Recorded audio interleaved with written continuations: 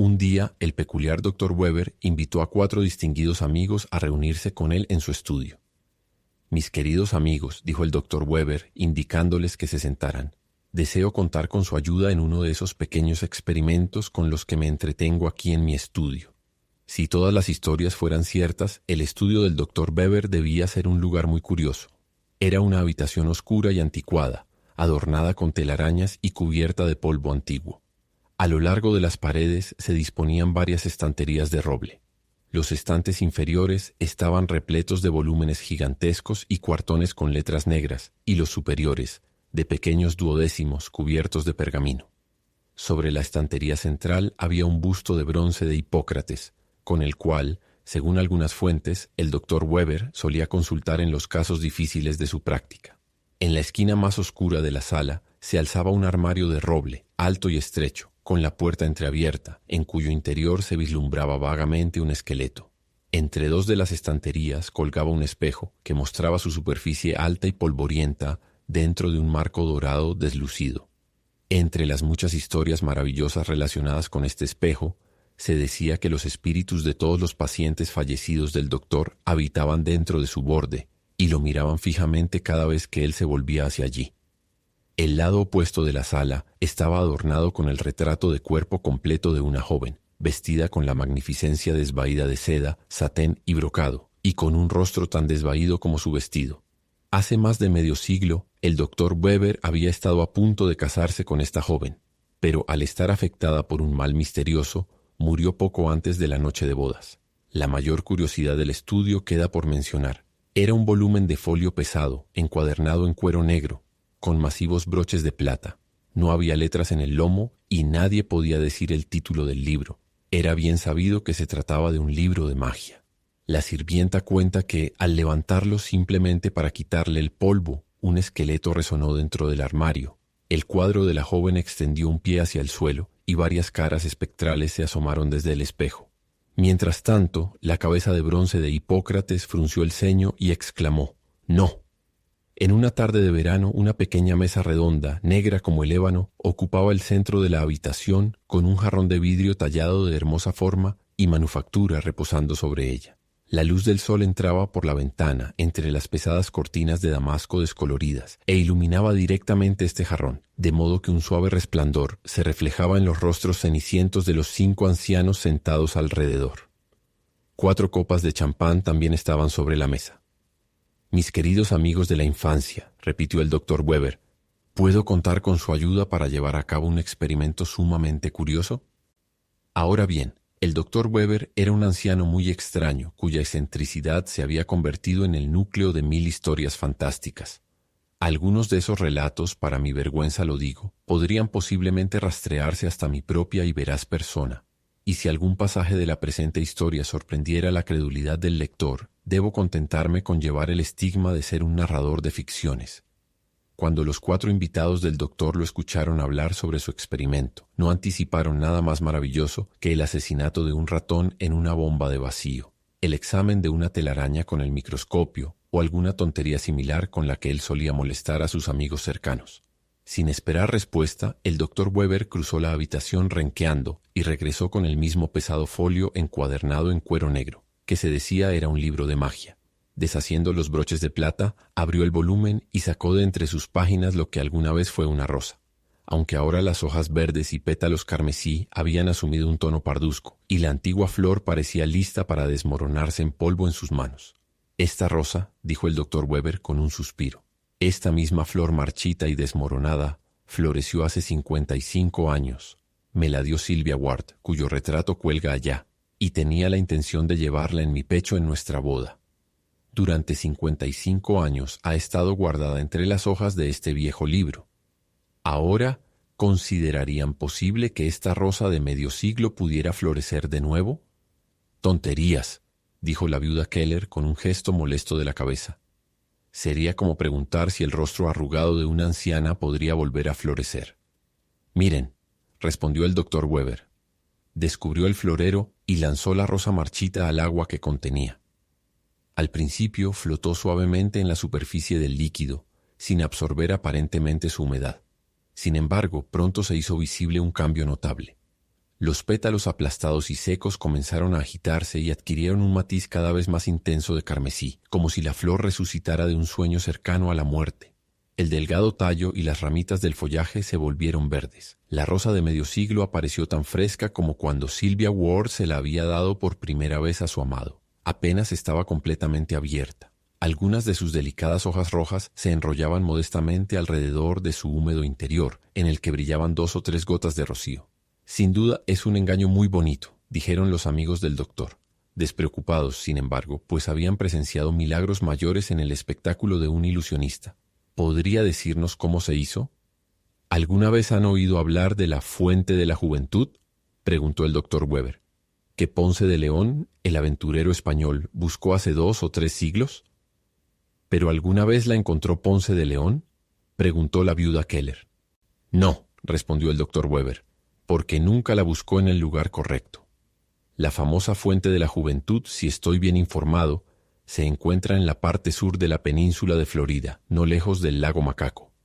Su origen está sombreado por varias magnolias, que a pesar de tener incontables siglos de antigüedad, se han mantenido tan frescas como violetas, gracias a las virtudes de esta maravillosa agua. Un conocido mío, sabiendo de mi curiosidad por tales asuntos, me ha enviado lo que ven en el jarrón. Dijo el coronel Becker, quien no creía ni una palabra de la historia del doctor. ¿Y cuál podría ser el efecto de este líquido en el cuerpo humano? Usted mismo juzgará, mi querido coronel, respondió el doctor Weber. Y todos ustedes, mis respetados amigos, están invitados a tomar cuanto deseen de este admirable líquido que puede devolverles el esplendor de la juventud. Por mi parte, habiendo tenido muchas dificultades al envejecer, no tengo prisa por volver a ser joven. Con su permiso, por lo tanto, solo observaré el progreso del experimento. Mientras hablaba, el doctor Weber llenaba las 4 copas de champán con el agua de la fuente de la juventud. Aparentemente estaba impregnada de un gas efervescente, pues pequeñas burbujas ascendían desde el fondo de las copas y estallaban en un rocío plateado en la superficie. A medida que el licor difundía un perfume agradable, los ancianos empezaron a dudar que poseyera las propiedades mencionadas, y aunque eran completamente escépticos respecto a su poder rejuvenecedor, estaban inclinados a beberlo de inmediato. Pero el doctor Weber les pidió que esperaran un momento. Antes de que beban, mis respetables viejos amigos, dijo él, sería bueno que, con la experiencia de toda una vida para guiarlos, establecieran algunas reglas generales para orientarse al enfrentar nuevamente los peligros de la juventud. Piensen qué pecado y vergüenza sería si con sus singulares ventajas no se convirtieran en modelos de virtud y sabiduría para todos los jóvenes de la época. Los 4 respetables amigos del doctor no le respondieron, salvo con una risa débil y temblorosa, pues resultaba ridícula la idea de que, sabiendo lo cerca que el arrepentimiento sigue al error, pudieran alguna vez volver a extraviarse. «Beban entonces», dijo el doctor inclinándose. «Me alegra haber elegido tan bien a los participantes de mi experimento». Con manos temblorosas acercaron las copas a sus labios. El licor, si realmente tenía las virtudes que el doctor Weber le atribuía, no podría haber sido dado a 4 personas que lo necesitaran más desesperadamente.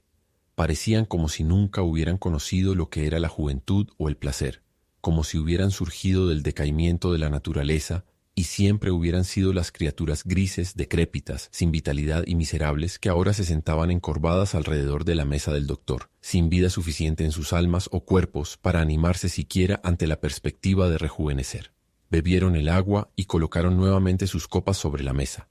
Sin duda, hubo una mejora casi inmediata en el aspecto del grupo, similar a lo que podría haber sido producido por una copa de buen vino y un repentino resplandor de alegre luz solar, iluminando sus rostros al mismo tiempo. Había un saludable rubor en sus mejillas, en lugar del tono ceniciento que los había hecho parecer tan cadavéricos. Se miraron entre sí y pensaron que algún poder mágico realmente había comenzado a alisar las profundas y tristes inscripciones que el Padre Tiempo había estado grabando durante tanto tiempo en sus frentes. La viuda Keller se ajustó el gorro, pues sus malestares físicos habían desaparecido por completo. «Denos más de esta maravillosa agua», exclamaron ansiosos. «Somos más jóvenes, pero todavía estamos demasiado viejos. Rápido, denos más». «Paciencia, paciencia», dijo el doctor Weber, observando el experimento con una calma filosófica. «Han tardado mucho en envejecer. Seguramente podrían estar satisfechos con rejuvenecer en media hora. Pero el agua está a su disposición». Llenó nuevamente sus copas con el licor de la juventud, del cual aún quedaba suficiente en el jarrón como para rejuvenecer a la mitad de los ancianos de la ciudad a la edad de sus propios nietos. Mientras las burbujas chisporroteaban en el borde, los 4 invitados del doctor tomaron sus copas de la mesa y bebieron el contenido de un solo trago. ¿Era una ilusión? Incluso mientras la bebida descendía por sus gargantas, parecía provocar un cambio en todo su ser. Sus ojos se volvieron claros y brillantes. Un tono oscuro se intensificó entre sus cabellos plateados. Alrededor de la mesa se sentaban 3 caballeros de mediana edad y una mujer apenas más allá de su lozana plenitud. «Querida viuda, luces encantadora», exclamó el coronel Becker, cuyos ojos habían estado fijos en su rostro, mientras las sombras de la vejez se desvanecían de él como la oscuridad ante el amanecer. La hermosa viuda ya sabía que los cumplidos del coronel Becker no siempre se basaban en la sobria verdad, así que se levantó de un salto y corrió al espejo, esperando aún ver el rostro arrugado de una anciana reflejado en él. Mientras tanto, los 3 caballeros se comportaban de una manera que demostraba que el agua de la fuente de la juventud poseía cualidades embriagadoras, a menos que su exaltación fuera simplemente el resultado de la súbita ausencia del peso de los años. La mente del señor Gascoigne parecía enfocada en temas políticos, aunque era difícil saber si hablaba del pasado, presente o futuro, ya que ha hablado de lo mismo durante 50 años. Lanzaba sentencias enérgicas sobre el patriotismo, la gloria nacional y los derechos del pueblo. Murmuraba cuestiones peligrosas en un susurro astuto y dudoso, tan cauteloso que ni siquiera su propia conciencia podía captar el secreto.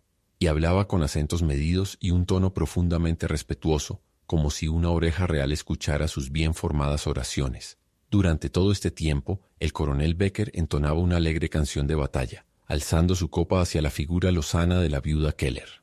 Al otro lado de la mesa, el señor Müller estaba absorto en un cálculo de dólares y centavos, mezclando extrañamente un proyecto para abastecer de hielo a las Indias Orientales, atando un equipo de ballenas a los icebergs polares. En cuanto a la viuda Keller, se paró frente al espejo, haciendo reverencias y sonrisas afectadas a su propia imagen, saludándola como al amigo que amaba más que a todo el mundo. Acercó su rostro al vidrio para ver si alguna arruga o pata de gallo que recordaba desde hace tiempo había desaparecido realmente. Examinó si la nieve se había derretido por completo de su cabello, de modo que el venerable gorro pudiera ser finalmente descartado. Al final, girando con rapidez, se dirigió hacia la mesa con un paso casi de baile. «Querido doctor», exclamó ella, «por favor, concédame otra copa». «Por supuesto, estimada señora, por supuesto», respondió el complaciente doctor. «Miren, ya he llenado las copas». Allí, efectivamente, estaban las 4 copas, rebosantes de esa maravillosa agua, cuyo delicado rocío, al efervecer en la superficie, semejaba el tembloroso brillo de los diamantes. Era casi el momento del atardecer, y la habitación se había vuelto más oscura que nunca. Pero un resplandor tenue y lunar brillaba desde el interior del jarrón, iluminando por igual a los 4 invitados y a la venerable figura del doctor. Él estaba sentado en una silla de roble, de alto respaldo y elaboradamente tallada, con una dignidad gris en su aspecto que bien podría haber correspondido al mismo Padre Tiempo, cuyo poder nunca había sido cuestionado, salvo por esta afortunada compañía. Incluso al beber el tercer sorbo de la fuente de la juventud, casi se sentían sobrecogidos por la expresión de su misterioso rostro. Pero al momento siguiente, el torrente exaltante de la juventud recorrió sus venas. Ahora estaban en la feliz plenitud de su juventud. La vejez, con su carga de preocupaciones, penas y enfermedades, se recordaba solo como el problema de un sueño del cual habían despertado alegremente. El brillo fresco del alma perdido tan temprano y sin el cual las sucesivas escenas del mundo no habían sido más que una galería de cuadros desvaídos, volvió a lanzar su encanto sobre todas sus perspectivas. Se sentían como seres recién creados en un universo nuevo. «Somos jóvenes», exclamaron con euforia. La juventud, al igual que la vejez extrema, había borrado las características marcadas de la mediana edad, asimilándolos a todos de manera similar.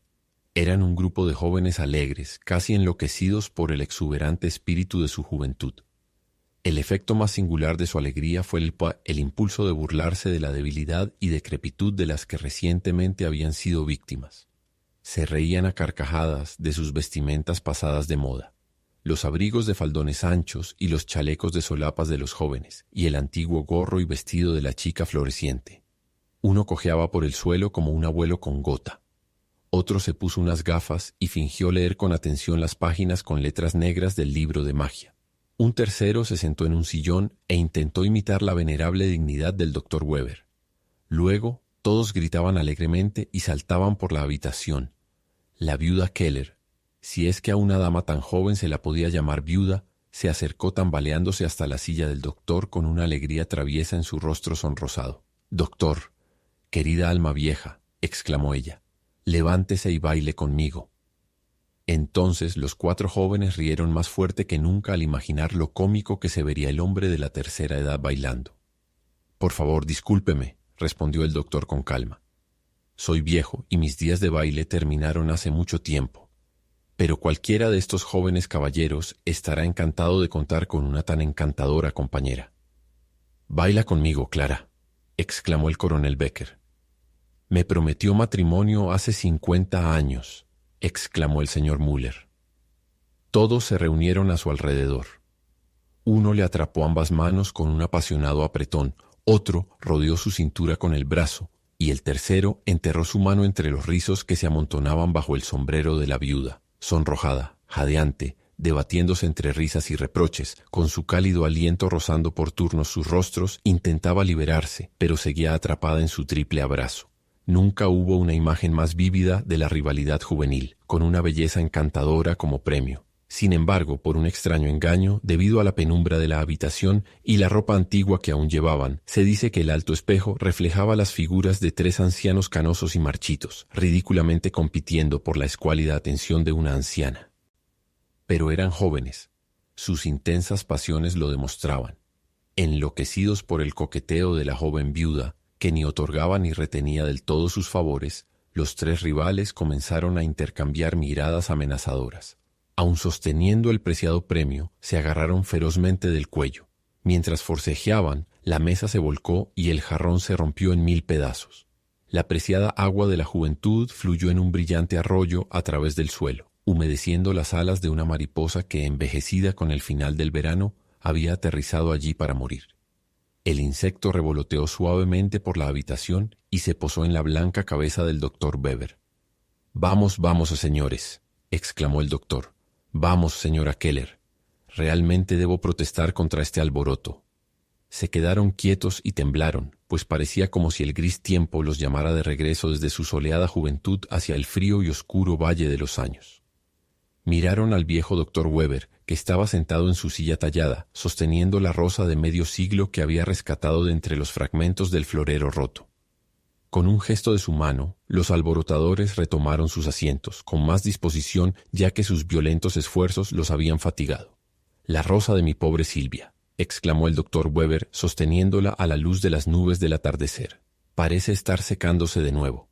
Y así fue. Mientras el grupo la observaba, la flor continuó marchitándose hasta quedar tan seca y frágil como cuando el doctor la había lanzado inicialmente al florero. Él sacudió las pocas gotas de humedad que se aferraban a sus pétalos. «Me encanta tanto así como en su frescura rocosa», observó, presionando la rosa marchita contra sus labios secos.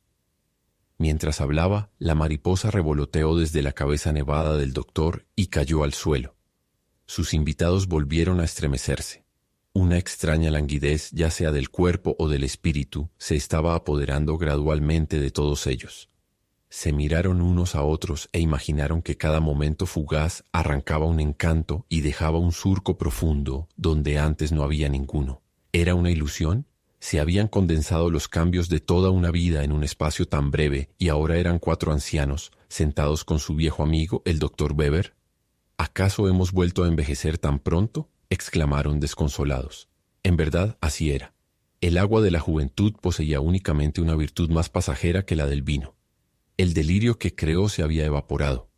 Sí, eran viejos de nuevo. Con un impulso estremecedor que mostraba que aún era una mujer, la viuda se cubrió el rostro con sus manos huesudas.